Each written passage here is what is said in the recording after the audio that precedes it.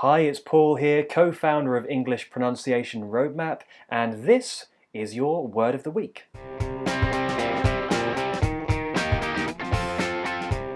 Alright, so today's subscriber was asking about 20th and 30th, finding those words quite tricky to pronounce and being misunderstood. So we'll definitely get to those and I'll describe them in more detail. But first, let's look at the other ordinal numbers. And by ordinal numbers, I mean numbers they indicate an order. Okay, so first, second, third. So we'll start with 1 to 3. So first and third, they share the vowel sound. For second, you have the vowel, as you might expect, for the E spelling. But for the O spelling, you have the vowel, which is not what you might expect, perhaps, if you're a non-native English speaker. Especially, it's not not second, but second. So keep your lips relaxed for that vowel sound, second. Really stress that first syllable, second. So is anything missed out of these words? Well, the T and the D sometimes can be missed out. If you've got a consonant-consonant word boundary, by which I mean the first word ends with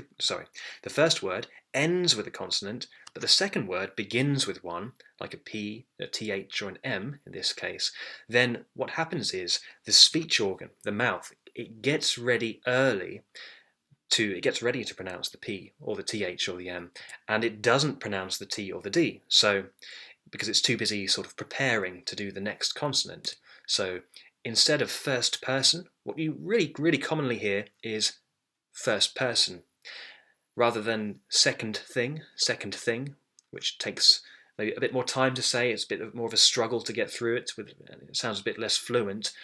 Sometimes you hear second thing, okay, and not third question, which you might say if you're being really clear and emphatic, but otherwise you probably just hear third question, and you can't really hear the T or the D in those phrases. Now we go into much more detail over this in our intonation ebook, and look, you may already be doing this, so it's good to know when you don't really have to overpronounce every single consonant sound, right? Because sometimes it's not necessary, and sometimes actually it interrupts the rhythm and the fluency of your speech. So if you want to know more about that, about how to not just get clearer and be technically correct in speech, but also to sound more natural and fluent, then check out this intonation training by following the link in the comments below. Okay, so, but if the T, the D, is followed by a vowel sound and you have a consonant vowel word boundary, like in these examples, then you keep it. You do say the T and the D. First taccount, second doffer, third incident. And it might even sound like the consonant sound is attached to the second word. Have a listen. First taccount, second doffer, third incident, which is correct, and it just helps you to spring into the next word, to use that consonant sound as a linking sound. Let's have a look at numbers 4 to 10. So these ordinal numbers, 4th to 10th, they end with a TH. An unvoiced TH sound. The tip of the tongue should be touching the teeth and making a light, airy th sound. 4th, yeah, 5th, 6th. Now, is anything missed out here? Well, again, sometimes. Some speakers do miss out sounds.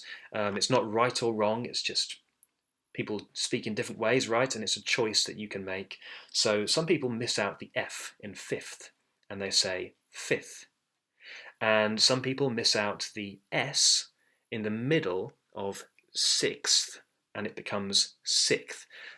And by the way, I go into detail over this in Word of the Day number 26. Now, okay, on to 20th, 30th, etc. So, first thing you need to look at is stress. Make sure you're stressing the first syllable. The pitch of your voice should be higher on the first part.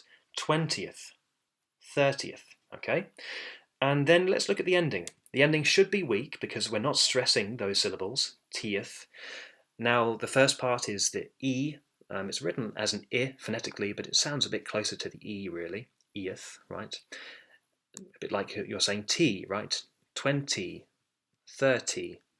Now, the next part is really weak, and it shouldn't be So unlike in the word second, where the E spelling is quite clearly denoting an E vowel sound, it should be earth, earth, okay?